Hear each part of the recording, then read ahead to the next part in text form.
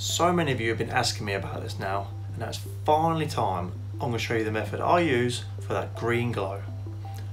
And if you're wondering about the chin, I chose the wrong time to trip over at the weekend.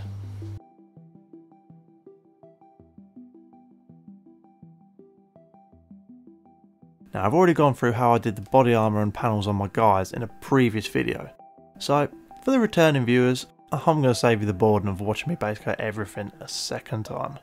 But for those of you who are new, firstly, welcome to the channel, and secondly, you can see how I've got to this step on my first video, so hopefully that's going to be helpful to you.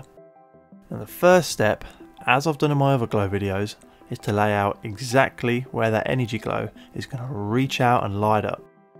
So, starting with white in an airbrush or a dry brush. If you want to do it the manual way, I've done a video already on energy glow without an airbrush, so you just want to use the same techniques I show you in that video, but just use the colours and steps in the order I show you in this video.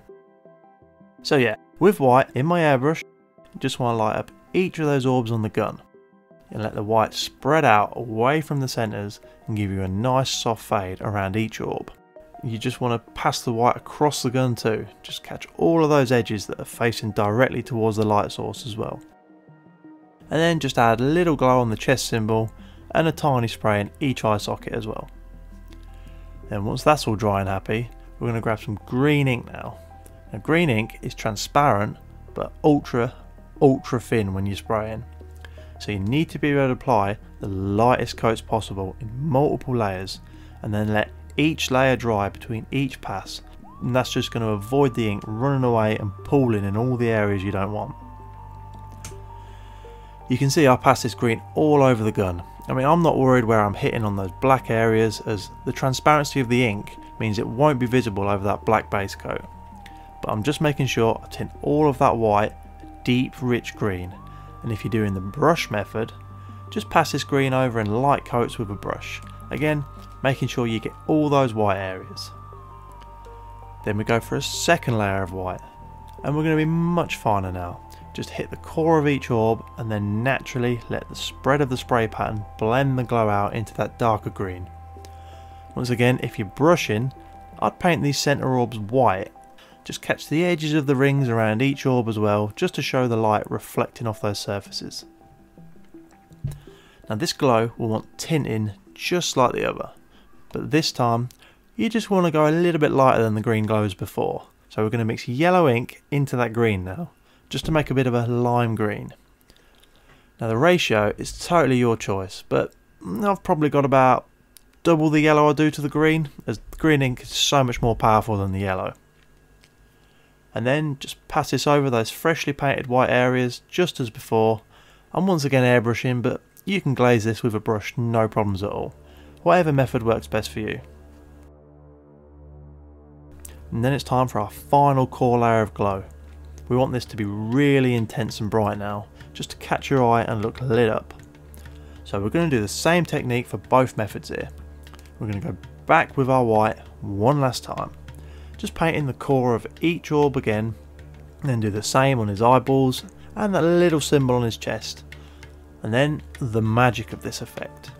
Green Stuff World Fluorescent Yellow. You want to just tint those centre orbs and eyes with an ultra thin coat of this layer, and this will just add luminosity to the effect and really make the glow convincing for sure. And the paint's really thick out the bottle, so just make sure you really get that thin nicely, because you don't want this to be bright yellow. You literally just want to glaze the colour in just to add that luminosity fluorescence. And that's the green glow complete. No matter what method you chose to use, there's bound to be some areas you're not 100% happy with. It's just natural. So the best part of this grimdark base coat is that we can just neaten up and shape our glows literally just by dabbing on a coat of Cryptek Armourshade. Now you want to mostly do this on the face, where the glow looks a little bit extreme for such a small eyeball, but just use this colour just to tone down all those glows that spread a little bit too far, and then just darken areas where the light wouldn't naturally be able to reach. And with that, you're complete. Now this is a perfect method to use for batch painting armies. I did all 10 of these guys in one evening, whilst also filming. So it proves it's super fast.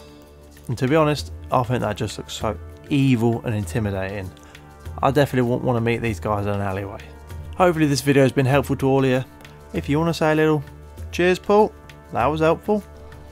I'm still trying to create one video a week where I can, but I'm getting pretty busy on my schedule with other things at the moment, so maybe for the next couple of weeks the videos will be a little bit simpler, just ones I can really knock out fairly quickly. I mean, would you be guys interested in the comments if I bring out a video saying all about how to clean out an airbrush properly or something? If you think this would be something that you'd find helpful, just let me know on Reddit or even in the comments or something. I read all these comments here, so just let me know one way or another and I can see what I can do. Once again, thanks for watching.